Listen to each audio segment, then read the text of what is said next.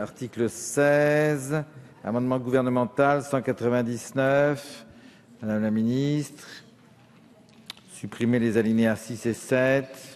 Supprimer les alinéas 2 et 3, il est défendu, Monsieur le Président. C'était 6 et 7. Hein. Avis de la commission. Avis de la commission, Madame la rapporteure. Très favorable, donc on supprime les alinéas 6 et 7.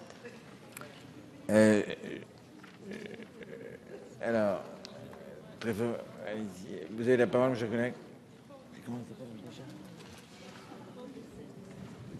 Allez-y, allez-y. Oui, merci, Monsieur le Président. Simplement deux mots, puisque le gouvernement entend revenir, ce qui m'étonne avec l'avis favorable de la Commission, sur un amendement qui était commun, ou qui a fini par devenir commun entre Madame Poletti et moi, qui permettait d'étendre le dispositif fiscal rénové pour les adoptés simples dont un parent mourrait au temps de leur minorité. L'amendement qui avait été adopté par la Commission visait à permettre à des personnes dont le parent était décédé avant l'adoption de la loi de bénéficier de ce dispositif. Il a été adopté à l'unanimité de la Commission. Je ne comprends pas que l'on revienne dessus, sur cet amendement-là, qui instaure une justice entre les enfants adoptés simples qui ont eu le malheur de perdre leurs parents avant ou après la loi. Madame Poletti.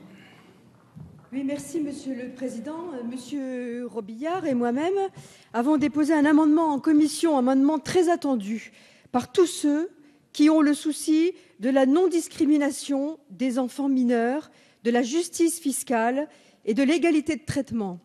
Il s'agit en effet des dossiers des enfants adoptés simples mineurs lors du décès de l'adoptant.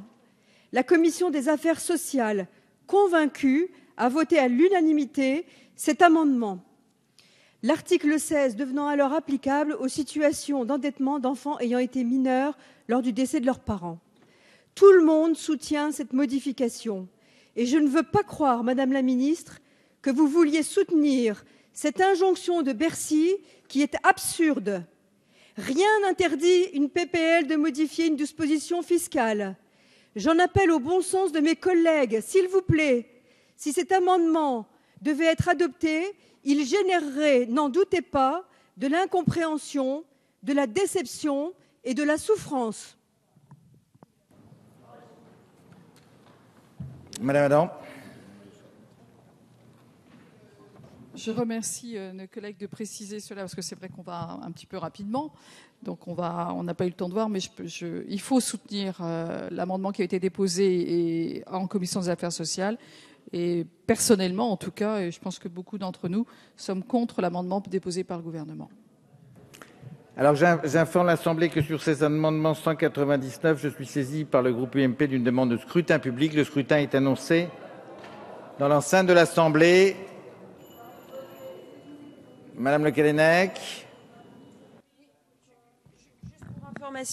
Il me semblerait que le défenseur des droits vous a saisi, Madame la Ministre, sur cet amendement et sur cet article 16, qui en effet va créer beaucoup d'émoi si on vote cet amendement.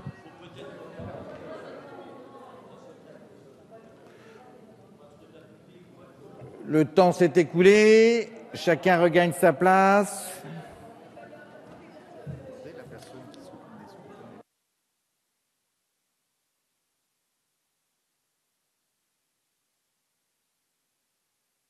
C'est simplement la technique qui nous oblige à encore attendre un quart de seconde.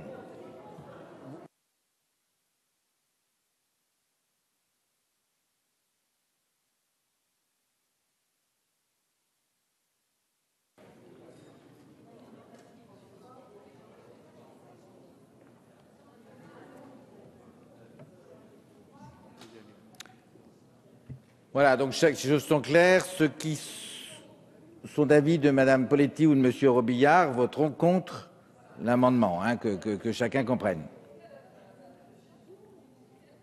Le vote est ouvert. Le vote est clos. Suffrage exprimé 35, votant 35, pour 0, contre 35. Donc l'amendement 199 est rejeté. Donc le texte de la commission, enfin la commission est suivie, quoi. Article 16, qui est pour l'adoption de l'article 16? Contre. L'article 16 est adopté. Après l'article 16,